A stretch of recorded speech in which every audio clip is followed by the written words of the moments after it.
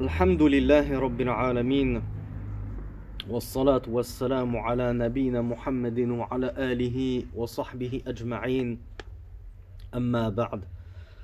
On arrive au deuxième point, la deuxième faïda de ce dernier et sous-chapitre qu'est la dernière caractéristique de la salafia, qui est le talab al-ilm, l'étude de la science et sa mise en application.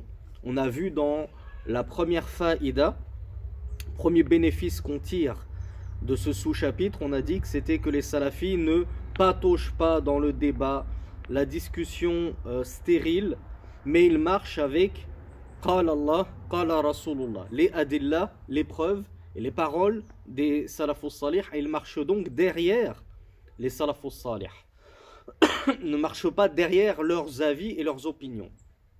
La deuxième faïda que nous cite Cheikh Mohamed Bazmoul, c'est la dernière faïda, il en a cité deux, et là-dessus on va conclure ce sous-chapitre, ce deuxième grand chapitre du livre, Inch'Allah. Il nous dit annahum yu'azzimuna ahla al-ilmi wa yuwaqqirunahum wa yahfazuna haqqahum wa la yudayyi'unahu.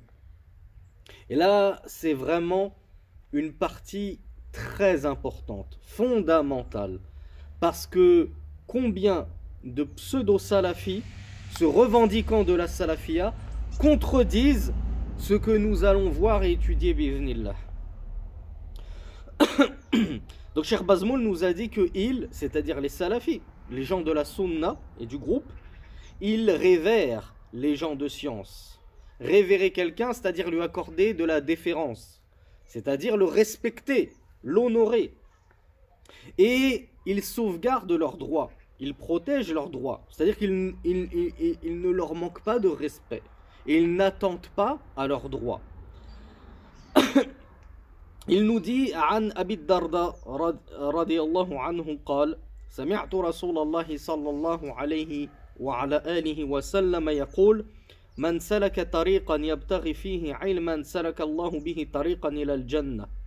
Celui qui va emprunter un chemin par lequel il cherche la science, Allah subhanahu wa ta'ala lui fournira par cela ou pour cela un chemin vers le paradis. Wa innal malaikata la tad'u ajnihataha rida'an li talibil ilm. Mais certes, les anges abaissent leurs ailes par agrément de l'étudiant en sciences, c'est-à-dire par agrément de ce qu'est en train de faire l'étudiant en sciences comme étude de la science. وَإِنَّ الْعَالِمَ لَيَسْتَغْفِرُ لَهُ مَنْ فِي السَّمَاوَاتِ وَمَنْ فِي الْأَرْضِ حَتَّى الْحِيتَانُ فِي الْمَاءِ. Et certes, le savant, al-alim, tous ceux qui sont dans les cieux et sur la terre demandent le pardon pour lui jusqu'aux poissons dans l'eau. Les poissons dans l'eau, le messager d'Allah sallallahu alayhi wa sallam nous a informé qu'il demandait pardon pour le savant, pour les savants. Donc ça devrait nous inciter à tous devenir des savants. Mais avant de devenir savants, il faut déjà passer par la case étudiant en sciences. Donc tâchons déjà d'essayer de cheminer sur ce chemin-là de l'étude de la science. Le hadith n'est pas fini. Il nous dit وَفَضْلُ الْعَالِمِ عَلَى الْعَابِدِ كَفَضْلِ الْقَمَرِ عَلَى سَائِرِ الْكَوَاكِبِ. Et le mérite du savant par rapport à l'adorateur. Al-alim, c'est le savant. Al-abid, huwa alladhi ya'budu. Al-abid, c'est l'adorateur, celui qui fait des adorations, mais il n'a pas forcément beaucoup de science. Mais alhamdoulilah, il fait beaucoup de prières, des prières de nuit, des nawafil, des rawatib. Il jeûne beaucoup le lundi, le jeudi, les trois jours blancs.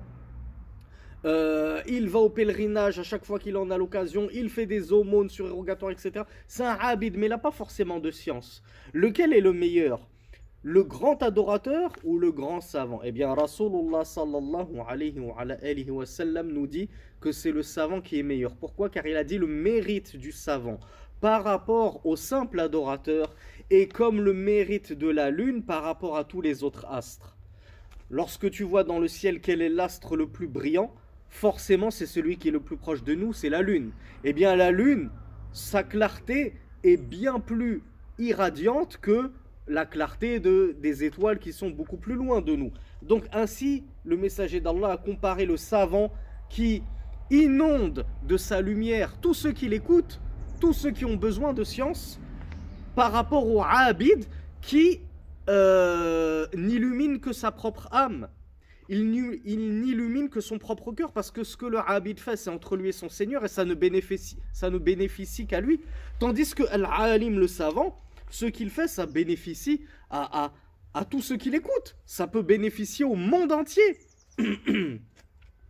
Et enfin, le messager d'Allah a dit Innal ulama'a warathatul anbiya. Certes, les savants sont les héritiers des prophètes. Innal anbiya'a lam yuwarrithu dinaran wala dirhaman innama warrathu al-ilma faman akhadha bihi akhadha bihaddin wafirin. Et le messager d'Allah a dit certes, les prophètes ne lèguent, c'est-à-dire ne laissent en héritage aucun dinar ni dirham. Ils ne laissent rien en héritage, les prophètes.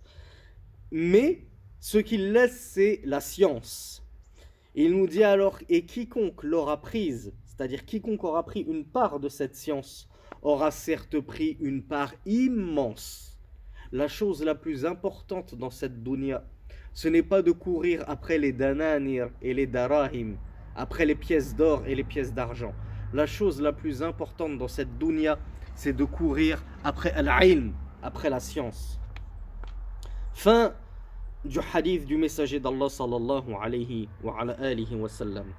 قال أبو حاتم بن حبان رحمة الله عليه في هذا الحديث بيان واضح أن العلماء الذين لهم الفضل الذي ذكرنا هم الذين يعلمون علم النبي صلى الله عليه وعلى آله وسلم دون غيره من سائر العلوم. ألا تراه يقول العلماء ورثة الأنبياء والأنبياء لم يورثوا إلا العلم وعلم نبينا صلى الله عليه وعلى آله وسلم سنته فمن تعرى عن معرفتها لم يكن من ورثة الأنبياء. انتهى كلامه. Là, l'imam Mohammed Bazmoul, hafidhahullah, nous rapporte des propos très perspicaces de Abu Hatim ibn Hibban qui a dit, en commentant ce hadith que l'on vient de lire, dans ce hadith, il y a l'explication claire que les savants, ceux qui ont ce mérite que le messager d'Allah a évoqué, ce sont ceux qui ont su la science du prophète. Parce qu'on pourrait demander à la suite de ce hadith, le messager d'Allah a vanté les savants. D'accord, mais est-ce que c'est tout savant qui est louable et élogé dans ce hadith? Est-ce que les savants de la médecine, les savants de la biologie, les savants de la cosmologie, les savants de la physique-chimie, les savants des mathématiques, est-ce que c'est tout savant qui est meilleur que Al-Abid, l'adorateur? Est-ce que c'est tout savant pour lesquels tous ceux qui sont, au sujet desquels tous ceux qui sont sur les cieux, dans les cieux et sur la terre, jusqu'aux poissons dans l'eau, demandent pardon en sa faveur? Eh bien, Abu Hatim Ibn Hibban nous dit non, ce n'est pas tout savant, ce sont les savants de ad-din, ulama ud-din, les savants de la religion. Ce sont eux qui sont visés et voulus dans les propos du messager d'Allah sallallahu alayhi wa sallam. Il a dit en dehors de toute autre science, la science dont on fait écho ici, c'est la science du Coran et de la Sunna, c'est la science de la religion, l'islam. Il nous dit, ne vois-tu pas qu'il a dit al-ulama warathatul anbiya, les savants ce sont les héritiers des prophètes. Wal anbiya lam yurathu illa al-ilm. Et qu'est-ce qu'ont légué les anbiya, les prophètes, si ce n'est la science islamique, si ce n'est la science religieuse? Donc on en conclut et on en comprend que les savants qui sont élogés ici dans ce hadith, ce sont les savants de la religion, pas les savants des autres sciences. Il nous dit ensuite, et la science de notre prophète sallallahu alayhi wa sallam, c'est quoi? On te dit d'accord, on a compris, la science qu'il faut apprendre, la science qui est bénéfique, c'est la science des prophètes. Mais c'est quoi la science des prophètes? Eh bien, il te dit, la science de notre prophète, c'est sa sunna. C'est ça la science de notre prophète, c'est d'apprendre sa sunna et bien évidemment le Coran, puisque notre prophète n'a pas apporté que sa sunna, il a apporté d'abord le Coran. La première chose qu'il a révélée, Iqra. Enfin, quiconque donc se détournera de sa connaissance, c'est-à-dire de la connaissance de la sunna du messager d'Allah sallallahu alayhi wa sallam, ne fera alors pas partie des héritiers des messagers, des héritiers des prophètes. Donc tu es un savant de la physique-chimie, tu es un savant de l'astronomie, tu es un savant de ce que tu veux, tu ne pourras pas te considérer comme étant un héritier des prophètes jusqu'à ce que tu t'engages dans la voie de l'apprentissage de la science du kitab wa sunnah. Il nous dit, qala Allah subhanahu wa ta'ala, là c'est les propos de Mohammed Bazmoul, hafidhahullah.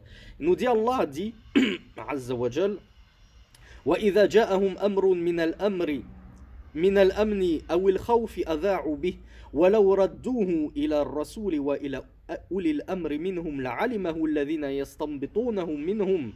ولولا فضل الله عليكم ورحمته لاتبعتم الشيطان إلا قليلا. Mohammed Bazmoul nous cite ce verset.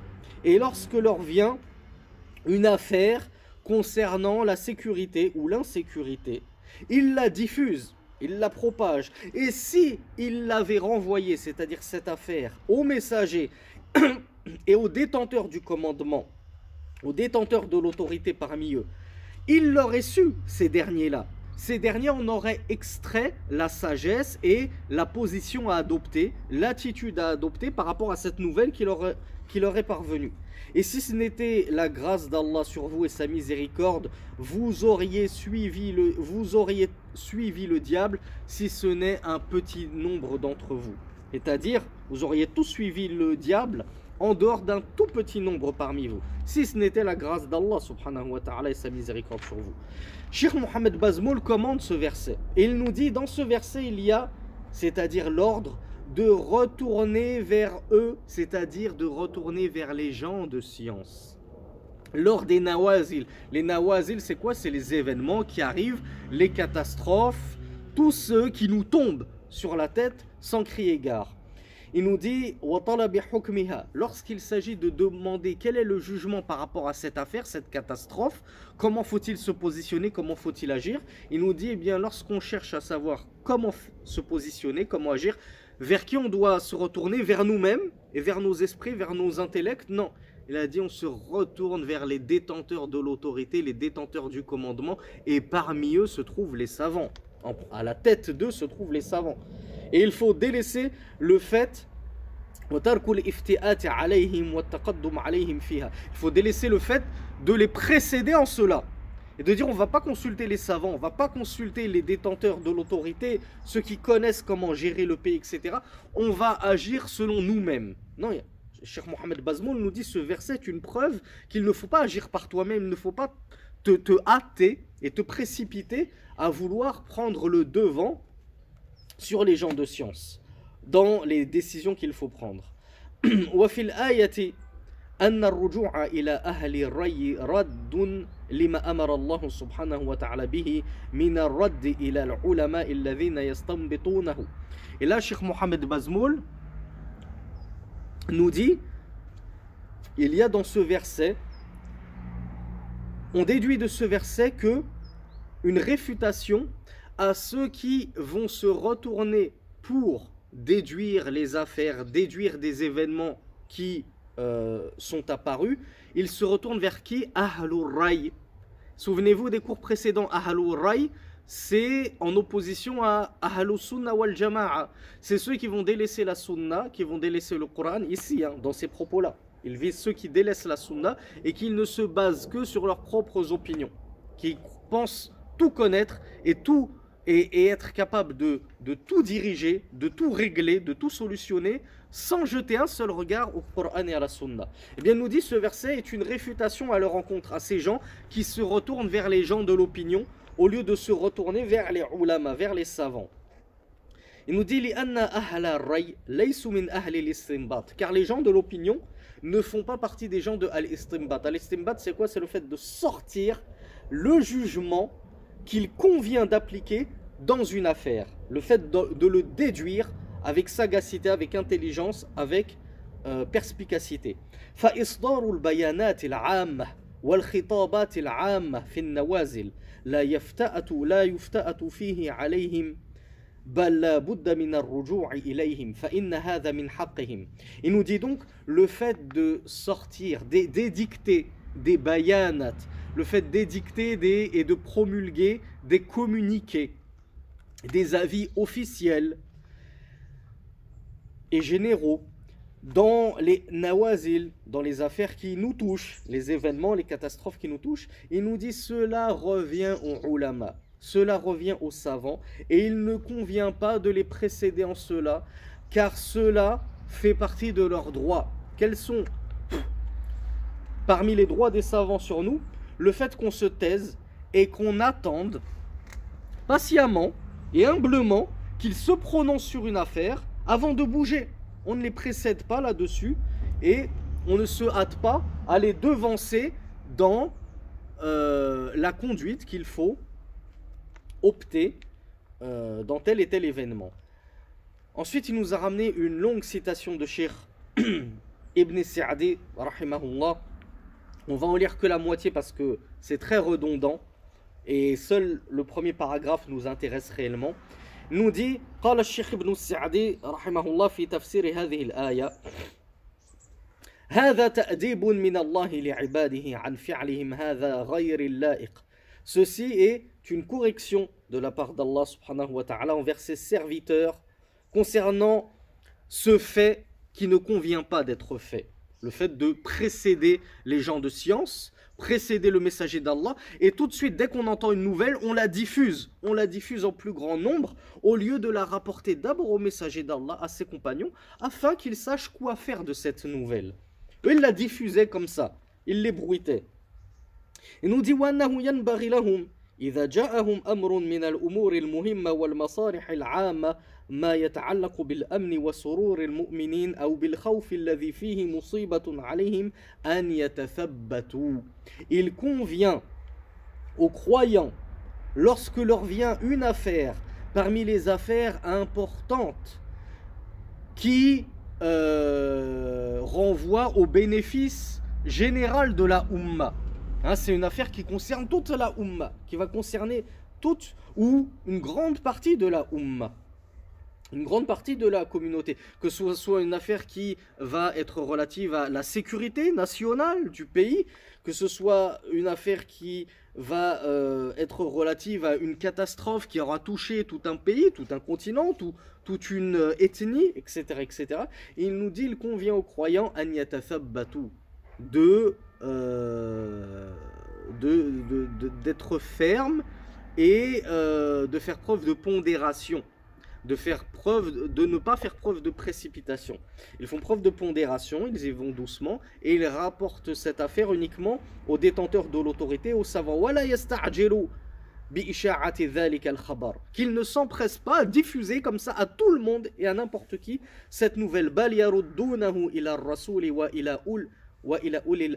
Mais il convient qu'ils renvoient cette affaire aux messagers et aux détenteurs de l'autorité parmi eux.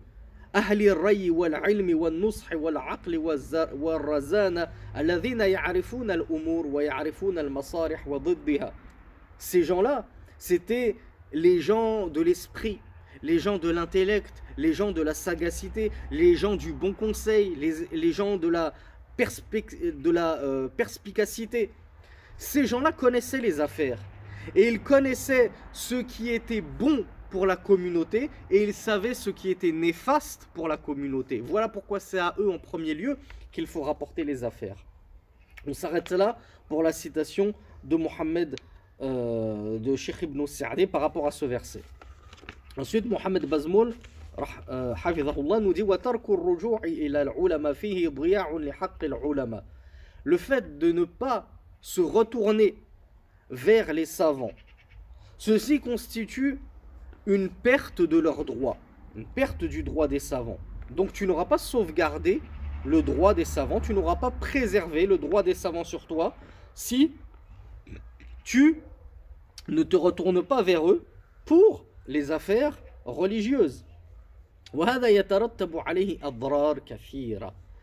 Et il découle de cela, du fait de ne pas prendre les avis des savants, de ne pas les consulter, de ne pas se retourner vers eux, de ne pas se référer à eux dans nos affaires religieuses et parfois même mondaines, hein, comme le mariage.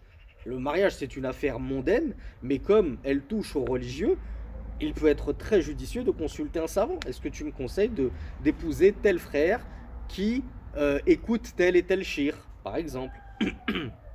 Il nous dit, il va découler de cela un grand nombre de préjudices, ou un grand nombre de mots. Parmi ces mots, le fait que la communauté, si elle agit ainsi et qu'elle se détourne de ses savants, sera submergée par... j'ai oublié le mot. J'ai oublié le mot.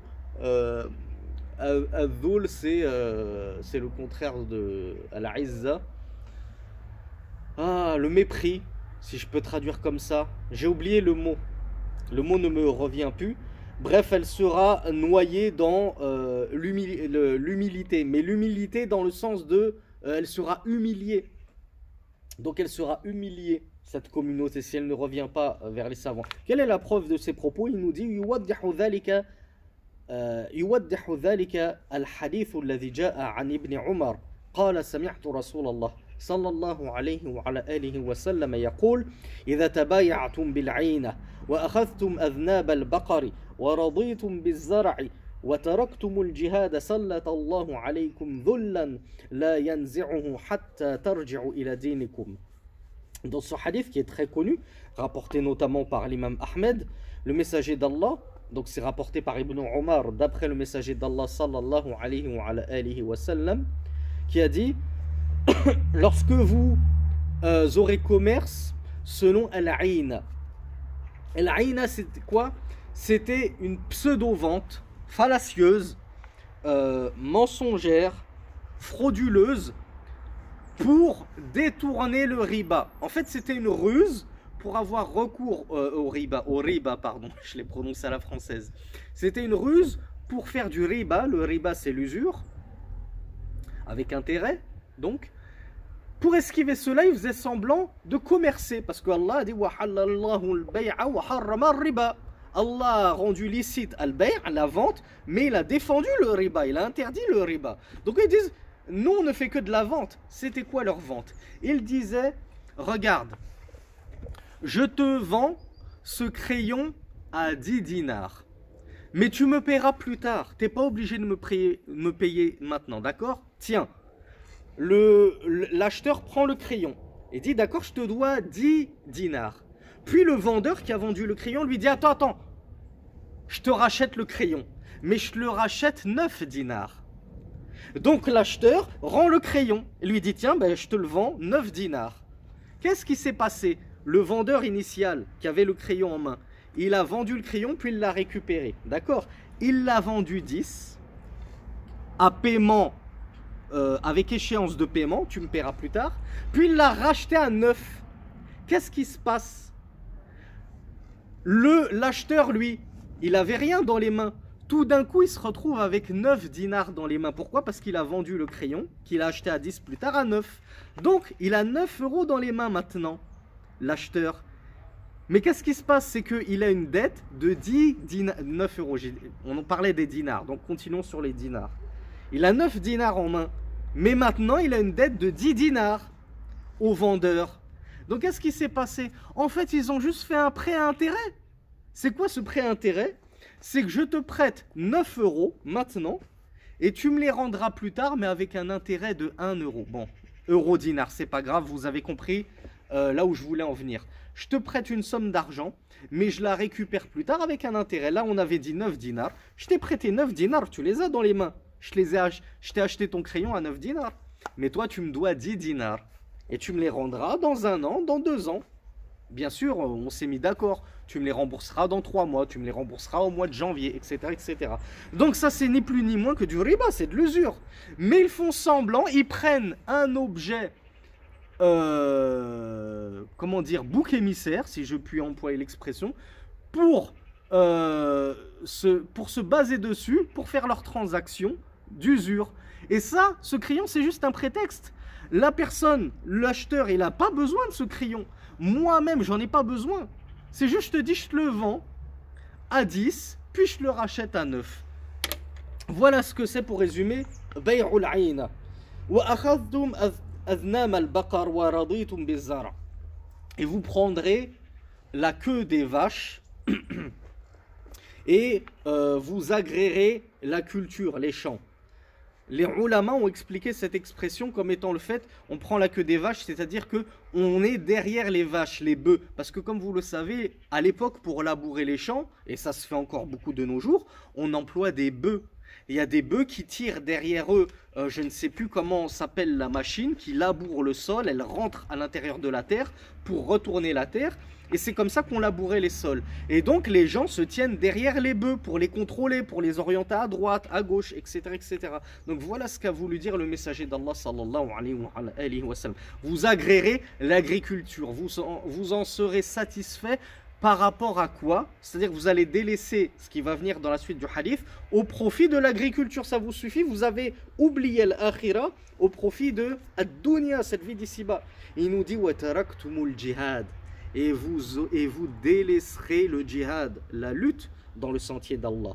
Pourquoi? Parce que vous êtes trop préoccupés par vos champs, vos cultures, par cette dunya. Donc qu'est-ce qui se passera lorsqu'on aura fait ces trois choses? Je les répète, le messager d'Allah dit lorsque vous pratiquerez al-aïna, cette fausse vente qui est en vérité de l'usure, c'est juste un stratagème, une ruse pour contourner l'usure. Lorsque vous agréerez le chant, la culture, et que vous délaisserez le combat dans la voie d'Allah, sallatallahu alaykum dhullan la yanzi'uhu hatta tarji'u ila dinikum. Allah azza wa jal vous enverra l'humilité, l'humiliation. Alors voilà, je pense que c'est ça le mot que je cherchais. Allah vous enverra une humiliation qui tombera sur vous et ne partira plus jusqu'à ce que vous reveniez à votre religion. Lorsque vous serez revenu à votre religion, que vous aurez pris les armes, que vous aurez fait le djihad, que vous vous occuperez d'al-akhira, à ce moment-là, que vous délaisserez l'usure, etc., tout ça, à ce moment-là, Allah retirera l'humiliation de vous et il vous anoblira comme il a anobli les premières générations. Fin du hadith du messager d'Allah sallallahu alayhi wa sallam. Ensuite, Mohamed Bazmoul, hafidhahullah, nous dit wa la tariqa linnasi ila ruju' ila ad-din illa bil ulama. Pourquoi est-ce que Mohamed Bazmoul nous a cité ce hadith? Parce qu'il voulait en venir à ce point-là. Il n'y a pas de moyen, il n'y a pas de chemin aux gens de revenir à leur religion si ce n'est en passant par les savants. Ya akhi, ya ukhti, comment tu veux revenir à ta religion? Comment tu veux comprendre ta religion? Comment tu veux mettre en pratique ta religion sans science? Et comment tu veux avoir accès à la science autrement que chez les savants? Autrement qu'en passant par les savants, ce n'est pas possible. Donc voilà pourquoi il est fondamental ce point qu'on est en train d'étudier, toujours se retourner vers les savants, ne pas délaisser les savants. فإذا أضاعوا حق العلماء وما عادوا يعرفونهم وزهدوا فيهم واتخذوا رؤوسا جهالا كيف يرجعون إلى الدين. Et lorsqu'ils auront perdu les droits des savants, c'est-à-dire qu'ils ne donneront plus aux savants leurs droits, et qu'ils ne connaîtront même plus les savants. Et regardez à quel point on est en plein dedans. Wala hawla wala quwwata illa billah. C'est catastrophique. Tu cites un nom de savant à un frère, à une sœur, il te dit mais c'est qui? À tel point que une fois, il y a un frère, je ne sais plus qui a raconté cette anecdote, on lui a dit l'imam Ahmed a dit ça, il a dit mais c'est qui l'imam Ahmed? Est-ce que c'était un... Est-ce que l'imam Ahmed c'est un savant? Ou est-ce que c'est un salafi? Quelque chose comme ça. Il ne savait même pas qui était l'imam Ahmed. Et de nos jours, on arrive à un niveau où tu parles de certains, tu leur donnes des noms de savants, Al-Albani, Ibn Baz, Mohamed Al-Jami, Mohamed Ethiopi, etc., etc. Zayd Al-Madkhali, tu leur cites des grands savants qui sont morts, ils ne les connaissent pas. Par contre, qu'est-ce qu'ils connaissent? Les nouvelles stars de TikTok et Instagram. Et quand je dis stars, je parle pourtant du da'wa game, c'est-à-dire soi-disant les stars de la da'wa, mais de TikTok. Et moi, parfois, on m'envoie des comptes TikTok, des comptes Instagram. Alors, je ne peux pas y avoir accès pleinement puisque je n'ai pas l'application TikTok. Mais je vois déjà 100 000 abonnés, 80 000 abonnés. Des gens, mais ils ne sortent de nulle part. Des adolescents, des jeunes de 20 ans. Aucun cursus, aucun CV. La personne ne parle aslan même pas un mot d'arabe. Il fait des vidéos TikTok de religion, il a 100 000 followers. Voilà de nos jours de qui on prend la religion. Et lorsque tu leur dis Cheikh un tel, Cheikh un tel, Cheikh un tel, il te dit je connais pas. Moi je connais le frère un tel sur TikTok, il fait des bons rappels. Moi je connais le frère un tel sur Instagram. Moi je connais le frère Comprends ton dîne sur YouTube. Des gens, tu ne sais même pas d'où ils sortent. Zéro cursus, zéro CV, ils n'ont étudié nulle part. C'est devenu une catastrophe. On est donc en plein dedans.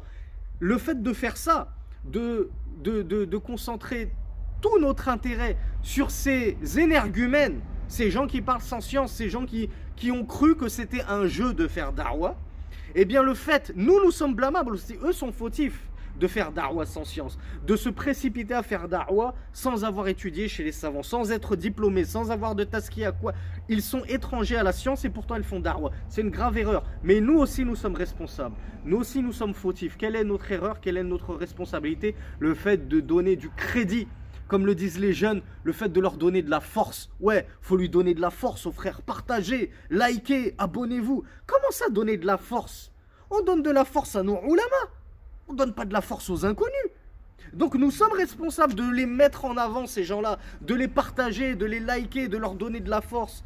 Et je vous renvoie pour plus de détails à ce que j'avais dit dans ma vidéo bonus sur les bons comportements. Mais dès qu'il s'agit de donner de la force, de partager nos ulama, il n'y a plus personne. Pourquoi? Parce que déjà, aslan, de base, on ne les connaît même plus, nos savants. On ne sait même plus qui est savant et qui est ignorant. On est complètement perdu. Vraiment, on demande à Allah de nous venir en aide parce que on vit des temps très durs. On vit des temps d'ignorance profonde. Mohamed Bazmoul nous dit donc ils ont pris les gens, des juhal, des ignorants, comme étant leur modèle, leur référence. Les chouyours de nos jours, c'est sur TikTok, sur Instagram, sur YouTube, etc., etc. Voilà, on prend des ignorants pour référence. والدين هو ما جاء في حديث جبريل لما ذكر الإسلام والإيمان والإحسان وأشراط الساعة ثم قال في آخره فإنه جبريل أتاكم يعلمكم دينكم. C'est quoi la religion? Qu'est-ce qu'on doit prendre? Il nous dit, la religion, c'est ce qui est venu dans le fameux hadith de Jibril, qu'un grand nombre d'entre vous connaissent, je l'espère, où Jibril avait questionné le messager d'Allah, c'est quoi l'islam? Qu'est-ce que la foi? Qu'est-ce que al-ihsan? Eh bien, c'est ces trois choses-là que tu dois apprendre. C'est ça ta religion. Apprends les piliers de l'islam. Apprends les piliers de la foi. Apprends ce que c'est qu'al-ihsan. C'est ça que tu dois apprendre auprès des savants. Tu ne peux pas l'apprendre sur TikTok, après. Tu ne peux pas l'apprendre sur Twitter, sur Instagram, sur Facebook, sur les réseaux sociaux. C'est pas comme ça qu'on apprend la science. Tu peux stafid, comme on dit, tu profites d'une ou deux faïda, comme ça, à la ajalatin. Voilà, tu as écouté un petit rappel d'un frère, c'était bénéfique, mais c'est pas du talab al-ilm, ça, on est d'accord. Ça, c'est juste, voilà, j'ai écouté un rappel, je suis tombé sur un rappel, j'en ai profité, alhamdoulilah, qu'Allah récompense le frère. Mais je ne suis pas en train de faire du talab al-ilm. Et je n'ai pas la prétention de me dire je suis un talib al-ilm. Non, les tullab al-ilm, ils sont au pied des savants. Ils sont dans les universités. Ils ne sont pas ailleurs. Ils ne sont pas sur Twitter. Ils ne sont pas sur Instagram.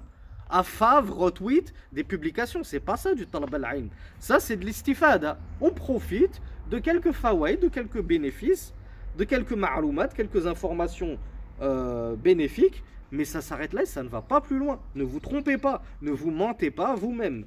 فإذا أسقط العلماء واتخذ الناس رؤوسا جهالا من يعود بالناس إلى دينهم. Si on a fait tomber les savants, puisqu'on ne les connaît même pas, ne pas les connaître, c'est comme les faire tomber, les occulter de notre vie, et qu'on se réfère et qu'on se retourne uniquement vers les juhal, les ignorants, pour apprendre notre religion. Alors comment les gens vont-ils revenir à leur religion? Regardez comme Mohamed Bazmoul enchaîne bien les paragraphes. Elle a parlé du fait que le messager d'Allah a dit que Allah allait nous faire tomber sur nos têtes une humiliation de laquelle nous ne sortirons pas que lorsque nous retournerons à notre religion. Et Mohamed Bazmoul nous dit qu'est-ce que la religion? Il vient de nous l'expliquer. Mal islam, mal iman, mal ihsan. Et nous dit, et de qui on prend ça? Chez qui on étudie ceci? Chez les ulama. Donc si tu t'es détourné des ulama, comment veux-tu revenir à ta religion? Et si tu n'es pas revenu à ta religion, comment escomptes-tu qu'Allah enlève cet état d'oppression et d'humiliation dans laquelle nous baignons, dans lesquels nous baignons actuellement?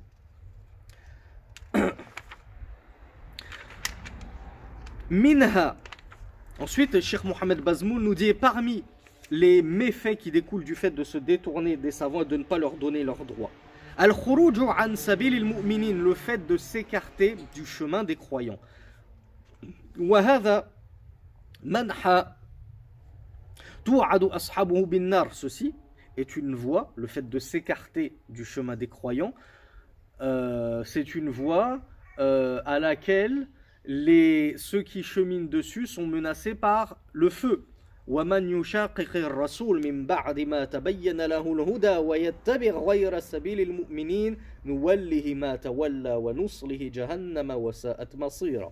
Et nous cite le verset où Allah Azza wa Jal dit, et celui qui va faire obstacle au messager d'Allah après que lui soit venu la guider et qu'il suit autre que le chemin des croyants, nous l'astreindrons à ce qu'il a pris pour modèle. Et nous le ferons bouillir, nous le ferons brûler dans l'enfer plutôt. Et quelle mauvaise destination. Et parmi les méfaits de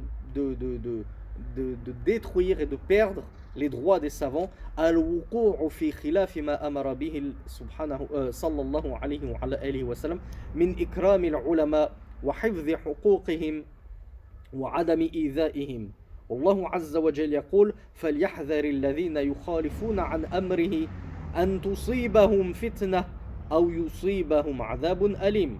Nous dit parmi les méfaits qui découlent du fait de délaisser les droits des savants, de ne pas leur donner leurs droits, c'est le fait de tomber dans ce que le messager d'Allah a défendu, ou c'est plutôt le fait de tomber dans la contradiction et l'opposition à ce que le messager d'Allah a ordonné. Qu'est-ce qu'il a ordonné? Cheikh Mohamed Bazmoul nous dit, le messager d'Allah a ordonné de révérer, d'honorer les savants. Il a ordonné de sauvegarder, de préserver leurs droits, et il a ordonné de ne pas leur nuire aux savants. Et combien de nos jours nuisent aux savants et à leurs droits? Tu leur cites un savant, tu rapportes la fatwa d'un savant sur ton compte, il y en a qui te disent t'écoutes Cheikh Farkaous. Cheikh Farkaous, c'est le cheikh des trottoirs. Il fait da'wa sur les trottoirs, lui. Il ne faut pas l'écouter. C'est pas un cheikh, c'est un ci, c'est un ça. Subhanallah. À tel point qu'on en est venu, et je ne veux pas détailler ce sujet parce que je l'ai détaillé dans certains cours, et c'est ce qu'on appelle les haddadi, et beaucoup de personnes pensent être salafis sur la salafia, alors qu'elles ne sont ni plus ni moins que sur la haddadia. La haddadia, c'est quoi? C'est l'exagération dans le jarh wa ta'dil et la dépréciation des ulama, des savants. À tel point qu'on a des haddadi, pseudo-salafis, qui se réclament de la salafia à tort, qui sont jusqu'à aller mettre en garde et à parler en mal de Cheikh Sulaiman al-Ruhaili, de Cheikh Abdelrazak al-Badr, en disant les savants ne le conseillent pas. Ils n'osent pas le dire, mais entre eux, ils ne le conseillent pas. On est où là? On est où là du droit des savants? Subhanallah. Donc, Mohamed Bazmoul nous dit, le fait de contredire le messager d'Allah, de s'opposer au messager d'Allah, à l'ordre du messager d'Allah qui nous a ordonné de révérer nos savants, de les honorer et de ne pas leur nuire. Et il nous dit, ça va nous faire rentrer dans la parole d'Allah subhanahu wa ta'ala qui a dit, et que craignent ceux qui s'opposent à son ordre, à l'ordre du messager d'Allah sallallahu alayhi wa sallam, que ne les touche une fitna, une épreuve, une tentation, ou que ne les touche un châtiment douloureux. وَمِنْ أَضْرَارِ ضِيَاعِ حَقِّ الْعُلَمَاءِ مُوَافَقَةُ أَهْلِ الْبِدْعِ وَالْأَهْوَاءِ وَمُشَابَهَتُهُمْ.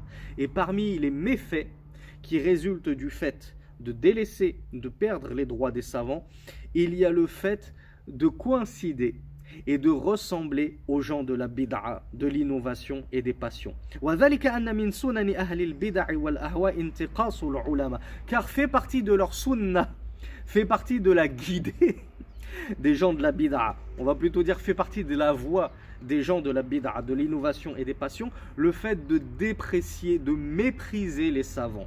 وانظر ما شئت من الفرق والجماعات المخالفة لهدي الرسول ولما كان عليه الصحابة رضوان الله عليهم تجد هذا فيهم. Regarde ce que tu veux comme secte, comme groupuscule parmi les gens de la bid'a et de la passion, qui se sont opposés à la voie du messager d'Allah et à celle de ses compagnons, qu'Allah les agrée. Tu trouveras cela. Tu trouveras que parmi leurs simates, parmi leurs caractéristiques, le fait qu'ils dénigrent et déprécient les savants.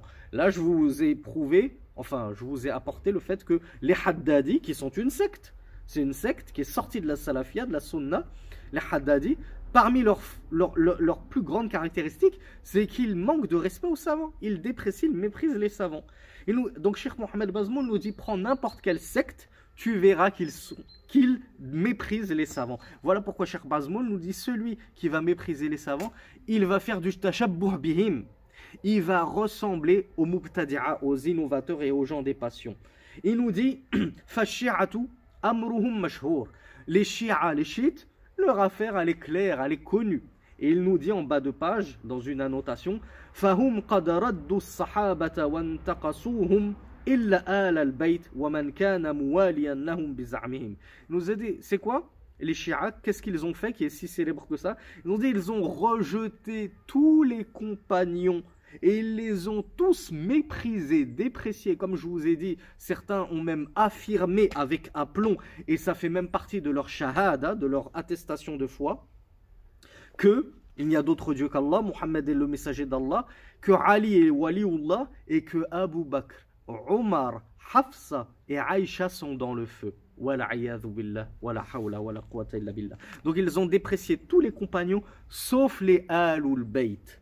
Ahlul Bayt, c'est Ali, Fatima, Al-Hassan ou Al-Hussein, tout ce qui a découlé de leur progéniture, et ceux qui se sont alliés à eux. Ceux qui se sont alliés à Ahlul Bayt. Donc ils ont 2-3 compagnons qu'ils ont épargnés de leur mal. Tout le reste, pour eux, ce sont des apostats qui ont trahi le messager d'Allah sallallahu alayhi wa sallam. Il nous dit, wal khawarij haluhum fi dhalika madhkur. Prends aussi le cas des khawarij. Donc, quelle est la preuve dans les propos de Mohamed Bazmoul? Faites attention, essayez d'extraire les sagesses de Mohamed Bazmoul, il est très intelligent. Là, on est dans le chapitre, où on est dans le passage de déprécier les savants. Pourquoi Mohamed Bazmoul nous parle des chiites qui ont déprécié les sahaba? Est-ce qu'il y a plus savants que les sahaba? Donc c'est la preuve qu'il a raison, Mohamed Bazmoul. Les chiites ont déprécié, méprisé les savants. Pourquoi? Parce qu'ils ont méprisé les plus illustres savants que la terre ait jamais connus, après les prophètes et les envoyés, les compagnons du messager d'Allah. C'était les savantissimes par excellence. Il n'y avait pas plus savants qu'eux. Donc ils ont critiqué les sahaba, donc ils ont critiqué les savants. Donc voilà l'une de leurs caractéristiques. Si tu critiques un savant, tu vas commencer à ressembler aux chiites. Tu vas commencer à ressembler aux khawarij, nous dit-il. Quelle est ta preuve que les khawarij, ils critiquent les savants? Ben, Mohamed Bazmoul nous dit dans une annotation, فَلَمْ يَقْتَصِرْ أَمْرُهُمْ عَلَى الْإِنْتِقَاصِ بَلْ قَاتَلُوا الصَّحَابَةَ. Il nous dit les khawarij, ils ont fait pire que les chiites. Ils ne se sont pas contentés juste de critiquer, mépriser, dédaigner les sahaba. Ils les ont combattus et tués. C'est eux qui ont tué Ali, radiyallahu anhu. Donc les khawarij, ce sont ceux qui méprisent le plus les savants. Et on a des témoignages de certains frères et certaines sœurs repentis de Daesh qui étaient partis en Syrie en pensant vivre, qui étaient partis dans le prétendu État islamique en pensant vivre la belle vie, avec la vraie charia. Et puis ils nous ont fait part qu'aussitôt arrivé, confiscation du passeport, confiscation du téléphone, t'écoutes qui, et ensuite on te fait comprendre que Ibn Uthaymin c'est un kafir, Ibn Baz c'est un kafir, Al-Albani c'est un kafir, Rabi' al-Madkhali c'est un kafir. Tous les savants de la sunna y passent. On te fait un lavage de cerveau. Donc les khawarij, ce sont les plus grands mangeurs de chair empoisonnée des savants. puisque la chair des savants est empoisonnée. Il nous dit وَالْمُعْتَزِلَةُ شَأْنُهُمْ مَعْرُوفٌ. Les Mu'tazilites, leur affaire, elle est connue aussi de leur mépris des savants. Ils nous rapportent dans la notation une petite histoire de Wasil ibn Atta et Amr ibn Ubayd, qui faisaient partie des têtes des Mu'tazilat, qui ont dit lorsque te parvient les propos de Al-Hassan, c'est-à-dire Al-Hassan al-Basri, et Ibn Sirin ou Al-Nakha'i, Ibrahim al-Nakha'i, ces illustres Salafus Salih ou Sha'bi, considèrent que ces propos sont tels, et pardonnez-moi l'expression, mais c'est ainsi qu'ils ont formulé leurs paroles, considèrent leurs propos comme étant des serviettes hygiéniques usagées dont se servent les femmes durant leur menstru. Regardez comment ils qualifiaient la science des pieux prédécesseurs. Voilà la voie des Mu'tazilites. Et enfin, Cheikh Mohamed Bazmoul nous dit وَالصُّوفِيَا وَنَبْزُهُمْ عُلَمَاءَ الشَّرْعِ أَمْرُهُ مَلْحُوظ. Quant aux soufis et leur dénigrement des savants de la législation, leur affaire est remarquable. Remarquable dans le fait, c'est-à-dire dans le sens de, ça se remarque tout de suite que les soufis dénigrent les savants. Et il nous dit en notation فَهُمْ يَقُولُونَ سُخْرِيَةً بِأَهْلِ السُّنَّةِ عِلْمُكُمْ مَيِّتٌ عَنْ مَيِّتٍ وَعِلْمٌ عَنِ الْحَيِّ الَّذِي لَا يَمُوتُ حَدَّثَنِي قَلْبِي عَنْ رَبِّي. Et ça, je crois que cette histoire, je voulais raconter dans le dernier cours ou l'avant-dernier cours. Les soufis disent, donc ça c'est Mohamed Bazmoul qui nous dit, quelle est la moquerie, le dédain des soufis envers les ulama, les gens de science? Eh bien c'est le fait qu'ils disent, pour se moquer des gens de la sunna, votre science, elle vous parvient d'un mort, d'après un mort, d'après un mort. Moi mon shir m'a dit, d'après mon shir, d'après l'imam al-Bukhari, d'après l'imam Ahmed ibn Hanbal, d'après l'imam Shafi'i, d'après l'imam Malik, d'après Nafi', d'après Abdullah ibn Omar, d'après Rasulullah. Voilà. Dans toute la chaîne, il n'y en a pas un qui est toujours, il n'y a pas un vivant. Vous prenez la science des livres des morts et des paroles des morts. Tandis que nous prenons la science du vivant par excellence, c'est-à-dire Allah subhanahu wa ta'ala. Soi-disant, dans leur rêve, même à l'état d'éveil, quand ils reçoivent des démons qui se font passer par les anges, qui leur disent Allah te commande telle et telle chose, qui sont des innovations, où ils les prennent pour des révélations divines. Haddathani qalbi an rabbi. Et ils disent mon cœur m'a informé au sujet de mon Seigneur. Donc nous on dit Haddathana al-Bukhari an fulan m'a dit l'imam al-Bukhari d'après un tel. C'est ça nous c'est la chaîne de transmission. Eux c'est quoi leur chaîne de transmission? C'est mon cœur me rapporte directement de mon Seigneur. Regardez l'état de dalal. Et ça c'est une injure envers les savants, puisqu'ils disent vous prenez la science des morts et nous prenons la science du vivant par excellence. Mohamed Bazmoul hafizahullah nous dit وهكذا لا تجد فرقة ولا جماعة ولا طائفة تخالف الصراط المستقيم وتخرج عن سبيل المؤمنين إلا وهي تتكلم في العلماء وتطعن فيهم وتضع من شأنهم وتضيع حقهم وتتخذ رؤوسا جهالا. Il nous dit ainsi tu ne trouveras pas une seule secte, un seul groupe qui a divergé du droit chemin, qui est sorti de la voie des croyants, sans que cette secte, ce groupe ne parle sur les savants, n'impute à leur honneur, ne perdent leurs droits et prennent pour référence des juhal, des ignorants. وقال الشاطبي, Mohamed Bazmoul hafizahullah nous rapporte des belles paroles de l'imam Shatibi rahmatullahi alayhi, qui a dit روي أن زعيما من زعماء أهل البدعة كان يريد تفضيل الكلام يعني ما يسمى بعلم الكلام على الفقه، فكان يقول إن علم الشافعي وأبي حنيفة جملته لا يخرج عن سراويل امرأة، يعني أحكام الحيض والنفاس أحكام الحيض والنفاس. L'imam Shafi'i nous rapporte et il nous dit, il a été rapporté que l'une des têtes, parmi les têtes des gens de la bid'a, de l'innovation, voulait montrer ou voulait affirmer et prétendre que la science du kalam était meilleure que la science du fiqh. Donc en gros, la science de la dialectique et de la bid'a et du blablabla pour s'écarter de la vérité était meilleure que le fiqh. Et il a alors dit, pour affirmer cela, certes, la science de l'imam Shafi'i et la science de l'imam Abu Hanifa, donc les deux grandes têtes du fiqh de leur temps, leur science, toute leur science ne sort pas des sarawil, des pantalons ou des petites culottes d'une femme. Qu'est-ce qu'il voulait dire par là? C'est Mohamed Bazmoul, c'est Chatibi qui l'explique. C'est-à-dire pour lui, leur science c'est juste les métroragies, les lochis, les règles. Voilà, si une femme a sa période de connu, puis qu'elle a plus sa période, comment elle doit agir, blabla.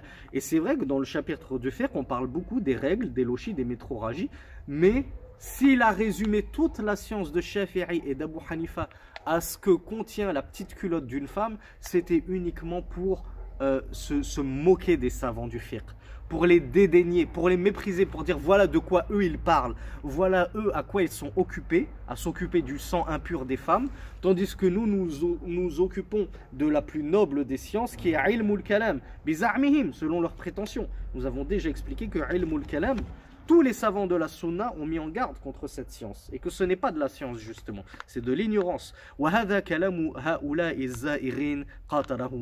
Chatibi nous dit telle est, c'est-à-dire l'odieuse parole de ces déviants, de ces hérétiques, qu'Allah les combatte. Fin de citation. Et enfin, dernier point, Mohamed Bazmoul nous dit parmi les méfaits du fait de perdre les droits des savants, وَمِنْ أَضْرَارِ ضِيَاعِ حَقِّ الْعُلَمَاءِ وُقُوعُ النَّاسِ فِي الضَّلَالِ وَالْخُرُوجِ عَنْ صِرَاطِ الْهِدَايَةِ وَسَبِيلِ الرَّشَادِ. Parmi les pires des méfaits, c'est le fait que cela va conduire les gens à la perdition, à l'égarement et à la sortie du chemin de la guidée et de la droiture.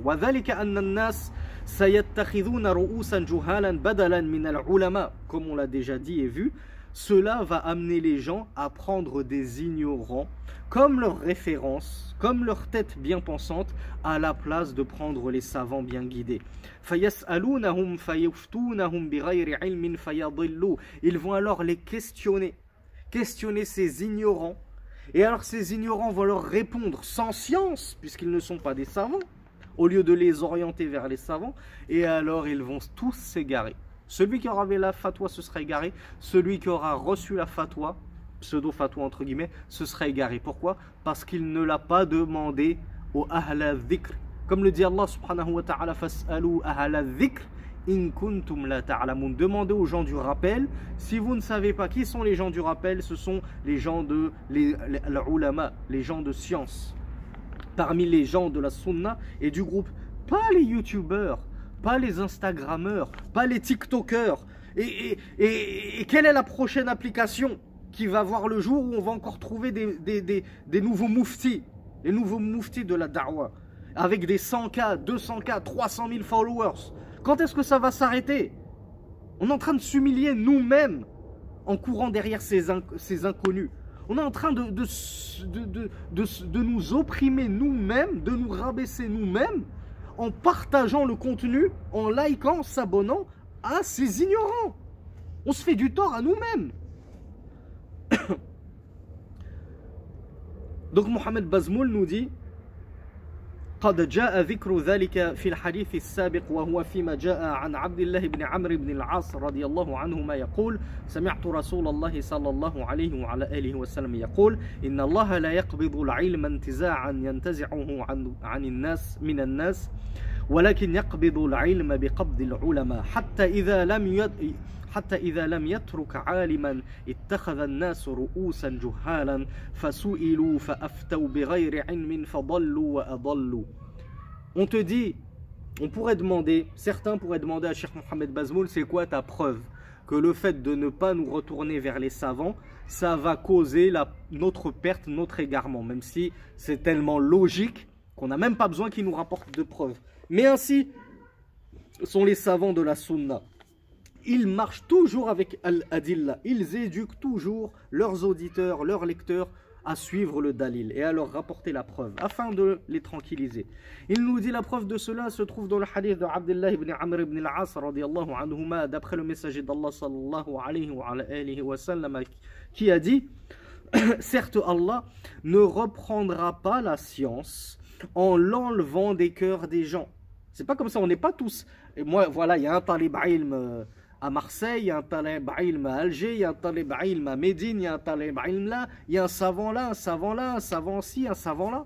Il y a plein de gens de science, et hop, tout d'un coup, Allah, il retire la science de tous ces gens-là d'un seul coup. Hop, et c'est comme ça qu'il n'y aura plus de science. Non, le messager d'Allah a dit, c'est pas comme ça qu'Allah va reprendre la science. Il ne va pas l'enlever comme ça du cœur des gens. Mais comment est-ce qu'Allah va reprendre la science? Il a dit, mais il reprendra la science en reprenant les ulama. C'est-à-dire en reprenant l'âme des ulama. Il va les rappeler à lui. Donc il va faire mourir les ulama, les savants. Voilà comment la science va disparaître et mourir. Parce qu'Allah va rappeler à lui et il va reprendre l'âme des savants. Il ne va laisser survivre et subsister aucun savant. Jusqu'à ce qu'Allah ne laisse pas un seul savant sur terre. Il les aura tous rappelés à lui. Il n'y aura plus de savants. Alors il n'y aura plus de science, logiquement. Donc qu'est-ce qu'il nous dit, Rasulullah? À ce moment-là, les gens, puisqu'il n'y a plus aucun savant, ils vont prendre les juhal, les ignorants, comme des ru'ous, comme leur modèle, comme leur référence ultime, comme des grands, comme des illustres.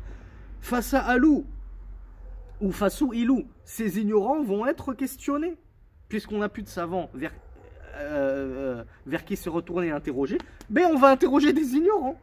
Donc, fa'aftaou bi ghayri ilm. Après avoir été interrogés, ces ignorants vont émettre des fatwas au lieu de dire la a'lam. Allahu a'lam, Allah est savant, je ne sais pas. Ils vont quand même faire une fatwa, forcément sans science. Fadallu wa adallu, et ils vont s'égarer, ces ignorants-là, et ils vont égarer ceux qui les auront écoutés. Ainsi, ici est le dalil. Voilà comment on s'égare en suivant des ignorants au lieu de suivre les savants. Et certes, de nos jours, on n'a aucune excuse. Vous allez me dire en 2021 c'est compliqué.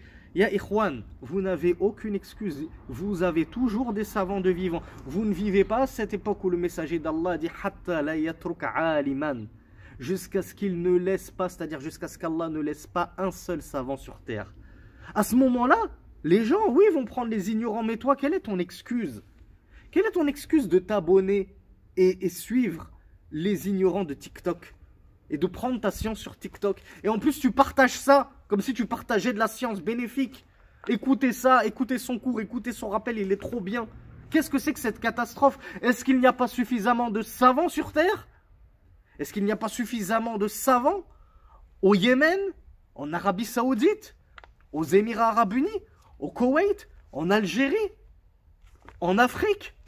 Il n'y en a pas assez? Au Pakistan, en Inde, on a des savants de la Sunna, Ahlul Sunna wal Jama'a, Ahlul Hadith, il y en a plein. Quelle est ton excuse pour les délaisser leur science et aller prendre ta science sur TikTok? Tu n'auras aucune excuse, Akhi. Tu n'auras aucune excuse devant Allah. Walhamdulillah, la louange est Allah qui nous a préservé de vivre à cette époque où il ne reste et ne subsiste plus aucun savant. Alhamdulillah, les savants sont encore nombreux. Walhamdulillah, vraiment c'est une grâce d'Allah. Et il termine, Mohamed Bazmoul, hafizahullah, en nous disant Wa mahallu shahid, la preuve de ce que je voulais dire, c'est qawluhu fasu'ilu fa'aftaw bighayri ilmin fadallu wa adallu fanzur kayfa hakima alayhim bid-dalal wal-idlal. Regarde comment Rasulullah a qualifié ces gens-là, ces ignorants-là, de dalal wa idlal, de s'égarer eux-mêmes et d'égarer les gens. Hadha wallahu a'lam. وصل اللهم على سيد المرسلين والحمد لله رب العالمين سبحانك اللهم وبحمدك أشهد أن لا إله إلا أنت أستغفرك وأتوب إليك. Et je vous donne rendez-vous Inch'Allah au prochain cours pour l'étude du 3e gros chapitre de ce livre, et ce sera Inch'Allah les 10 dernières pages du livre, Al-Islahu inda ahli sunna wal jama'a, la réforme, comment s'opère la réforme de la communauté selon les gens de la sunna wal jama'a. Wassalamu alaikum wa rahmatullahi wa barakatuh.